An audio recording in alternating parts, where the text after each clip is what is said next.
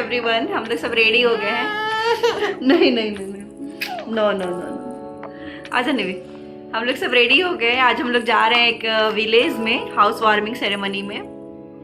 और मेरे हस्बैंड की जहाँ पोस्टिंग है, मेरे हस्बैंड की पोस्टिंग यहाँ से 25 किलोमीटर दूर है। तो अभी हम लोग वहीं जा रहे हैं।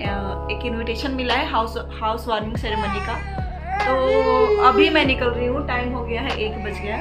तो चलिए मैं आपको सिरीगेरे घुमाती हूँ। वहाँ मठा भी है जहाँ मेरे हस्बैंड लंच करते हैं। मैं लंच नहीं देती उनको, मैं वो भी दिखाऊंगी आपको। मैं अपने घर से बाहर आ गई हूँ। मैं जिस अपार्टमेंट में रहती हूँ उसके जस्ट नीचे आने के बाद मैंने पहले ऑटो लिया। ऑटो लेकर मैं बस स्टैंड जाऊँगी और बस स्टैंड से मैं वहाँ जाने के लिए या तो कोई मैं बस देखूँगी या फिर जो भी ट्रांसपोर्ट होगा जिससे मैं जा सकती हूँ वो मैं देखूँगी। तो मैं जब वहाँ पहुँची तो मैं बस में गई देखने, तो बस ओवर क्राउडेड था। मुझे एक वैन मिल जाती है, मैं वैन पे बैठती हूँ और सिरीगेरे के लिए निकल जाती हूँ। साथ में मेरे दोनों बच्चे भी हैं। मेरी छोटी वाली बेटी थोड़ा इरिटेट हो रही थी, लेकिन फिर बाद में वो भी सेट हो गई। इससे पता चलता है कि मैं इन दोनों को लेके कहीं भी ट्रैवल कर सकती हूँ। आप रोड साइड की ब्यूटी देखिए, कितना खूबसूरत है, कितना सुंदर लग रहा है। ये जो पतले पतले लंबे से जो पेड़ दिख रहे हैं उसको यहाँ एरेका नट बोला जाता है। आप बिहार से होंगे तो पता होगा कसैली जो होता है पूजा में यूज़ करते हैं। अब मैं मिल रही हूँ सीधे लंच में। आने के बाद मैं सीधे लंच करने आ गई थी। मैंने सबसे मिला भी, लेकिन मैं कुछ रिकॉर्ड नहीं कर पाई। तो लंच में यहाँ सबसे पहले तो केला का पत्ता देते हैं और साथ में वाटर बॉटल देते हैं। बॉटल से पानी निकाल के अपने पत्ते को साफ़ करना होता है और उसके बाद खाना सर्व करते हैं। खाने में यहाँ सबसे पहले नमक दिया जाता है, उसके बाद अचार देते हैं। और यहाँ के लोग खाना जब भी खाते हैं तो जो मीठा मिलता है ना उसको सबसे पहले खाते हैं। हमारे यहाँ मीठा को सबसे लास्ट में खाते हैं। और ये है उनके घर के बाहर का व्यू, जिनके घर में गृह प्रवेश में गई थी। यहाँ भी आसपास मुझे एरेका नट के पेड़ बहुत ज़्यादा दिख रहे हैं। और यहाँ घर देखिए कितना खूबसूरत है। एक गाँव में विला बनाए हुए हैं लोग। तो चलिए मैं अब आपको लेकर चलती हूँ मठा में। ये मठा का बाहर का ओवरव्यू है। कितना अच्छा गार्डन लगा हुआ है, कितना वेल मेंटेन्ड एरिया है। और ये जो सामने दिख रहा है वो मठा है। और मठा का ही मैं क्या बोल सकती हूँ, जैसे गुरुद्वारा में लंगर होता है ना, उसी टाइप का कुछ लंगर जैसा होता है फैसिलिटी, जहाँ पे खाना खिलाते हैं लोगों को। तो इसी मठा में आकर मेरे हस्बैंड खाना खाते हैं। और उनका बैंक यहाँ से 10 कदम ही दूरी पर है।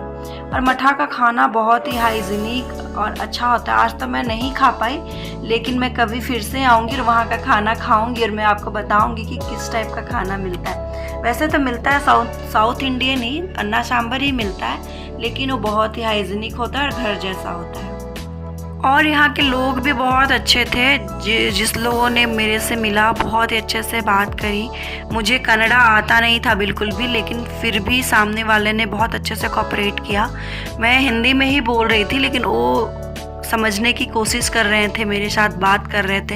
ऐसा नहीं कि मैं हिंदी बोल रही हूँ तो ये सोच कर वो मुझे थोड़ा हेट दे रहे हो, ऐसा बिल्कुल भी नहीं था।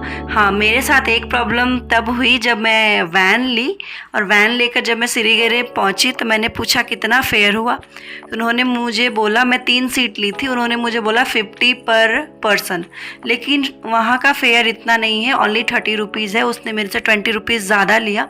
तो फिर मैं ये बात अपने हस्बैंड को बताई तो उन्होंने बोला कोई नहीं, तुमको नया देखा, कोई नया चेहरा देखा जो पहली बार सिरीगेरे आ रही है, इसलिए तुमसे ज़्यादा ले लिया। तो फिर एक स्कैम हुई मेरे साथ। वैसे कभी भी कुछ भी दिक्कत नहीं हुआ था, और सिरीगेरे में जा भी रही थी तो मुझे और किसी भी तरीके का कोई प्रॉब्लम नहीं हुआ। तो मैं मठा आपको घुमा दी। मठा आपने देख लिया, अभी उसका मेन एंट्रेंस है। अब हम लोग बाहर आ रहे हैं। ये बाहर आते ही मठा का हॉस्टल है सामने, और मठा का यहाँ इंस्टीट्यूट भी है, बहुत सारे कॉलेजेस हैं, स्कूल्स हैं। और ये अब एक स्कूल में आ गई जिसको यहाँ वाइट हाउस से जाना जाता है। मतलब वाइट हाउस के लुक की तरह इसको क्रिएट किया गया है। अच्छा स्कूल है, CBSE स्कूल है।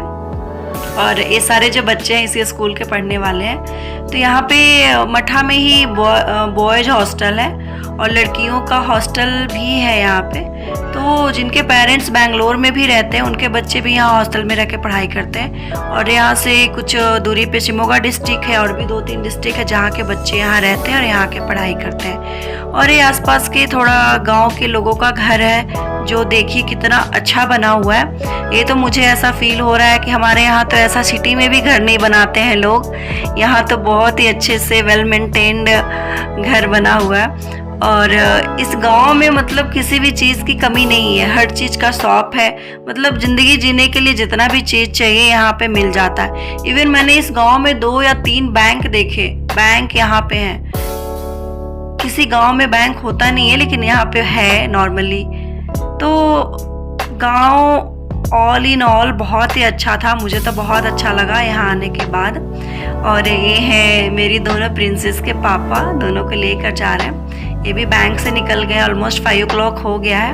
अब हम लोग वापस चित्रदुर्गा जाने के लिए बस पकड़ेंगे। और मेरे हस्बैंड भी डेली अप डाउन करते हैं, इनका कोई पर्सनल व्हीकल नहीं है, ये पब्लिक ट्रांसपोर्ट से ही आते जाते हैं। यहाँ से मिनिमम 25 मिनट्स तो लगते ही हैं।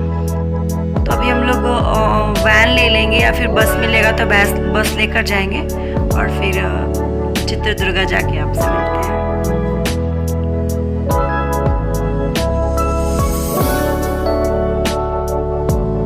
अब मैं आ गई हूँ अपने किचन में। किचन मेरा अस्त व्यस्त फैला हुआ था तो मैं उसको थोड़ा समेट लूँगी, साफ़ सफाई कर लूँगी। फिर जब हम लोग श्रीगिरी से वापस आए, ये उसी दिन का क्लिप है रात का।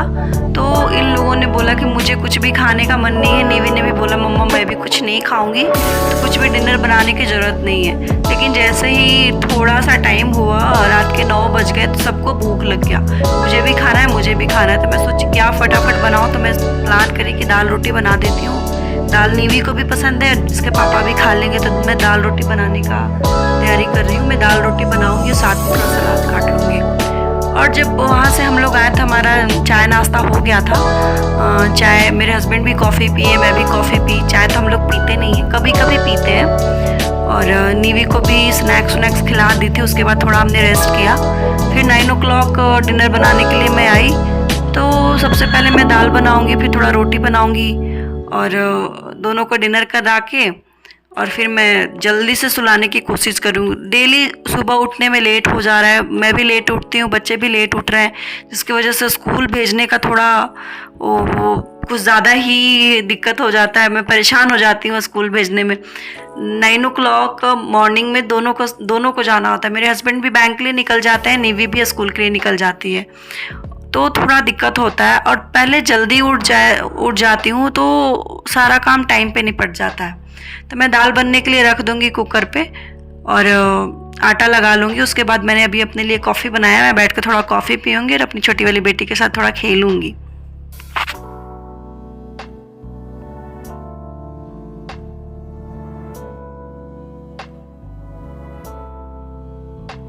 कुछ मसाले ख़त्म हो रहे थे जिसको मैं रीफ़िल कर लूँगी और रीफ़िल करके मैं इसको रख दूँगी। और कुछ और भी छोटे छोटे काम है जिसको मैं निपटाऊँगी और फिर रोटी बना के दोनों को डिनर दे दूँगी, नीवी को और नीवी के पापा को। मेरा कुछ मन नहीं है डिनर करने का, लेकिन कुछ बचता है तो फिर मैं खा लूँगी। ये सब जो बॉटल है जिसमें मैंने मसाला भर के रखा है, ये सब किसान जैम जो होता है उसका डब्बा है, जिसको मैं रीयूज़ कर लेती हूँ। जब तक ये चलता है मैं रीयूज़ करूँगी। और फिर प्लास्टिक के भी डब्बे होते हैं, जैसे कुछ डब्बे होते हैं जिसको मैं रीयूज़ कर लेती हूँ और 2-3 बार स्टोर करने के बाद फिर मैं इसको डिस्कार्ड कर देती हूँ। और मुझे ज़्यादा चीज़ें ख़रीदने का कोई शौक़ नहीं है, मैं बहुत ज़्यादा चीज़ें नहीं ख़रीदती हूँ। मैं जो होता है ना थ्योरी ऑफ मिनिमलिज़म, कम चीज़ें में रहना, मुझे वो उस तरीके से रहना ज़्यादा पसंद है। मैं अपने लिए कपड़े भी बहुत ज़्यादा नहीं ख़रीदती हूँ और मैं किचन के लिए भी बहुत ज़्यादा सामान नहीं ख़रीदती हूँ। मेरे पास जो है मैं उसी में मैनेज करती हूँ। और बहुत ज़्यादा ख़रीदने के बाद एक हेडेक हो जाता है इसको लेकर जाने का। पहली बात तो हमारी ट्रांसफरेबल जॉब है, यहाँ से वहाँ जाना होता है, जो कि ट्रांसपोर्टेशन में बहुत सारी चीज़ें इधर उधर लेकर जाना भी हेक्टिक हो जाता है। इसलिए मैं ज़्यादा चीज़ें को मैं बढ़ाती नहीं हूँ घर में।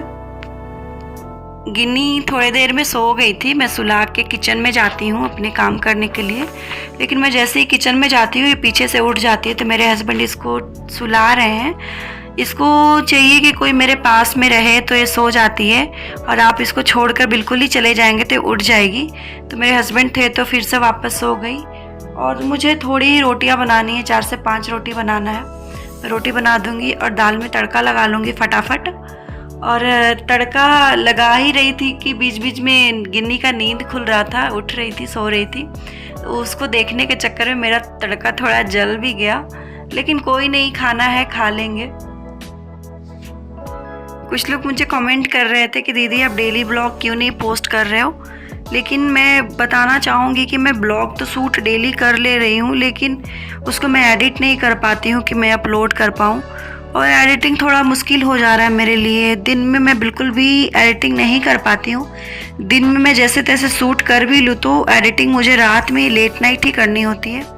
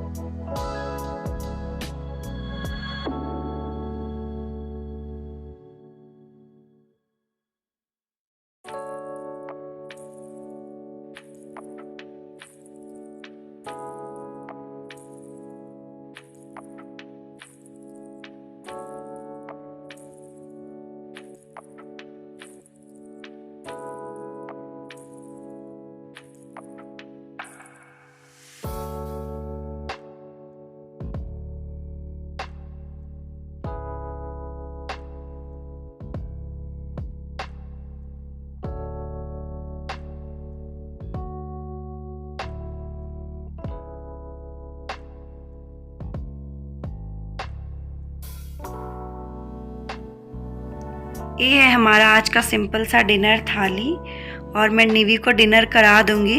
ये खुद से खा नहीं रही थी अच्छे से, तो मैं इसको खिलाई और फिर दोनों को मैं लेकर बेड पर जाऊंगी। और थोड़ा सा दाल बच गया था तो मैं सिर्फ दाल पी ली, मेरा कुछ भी खाने का मन नहीं था।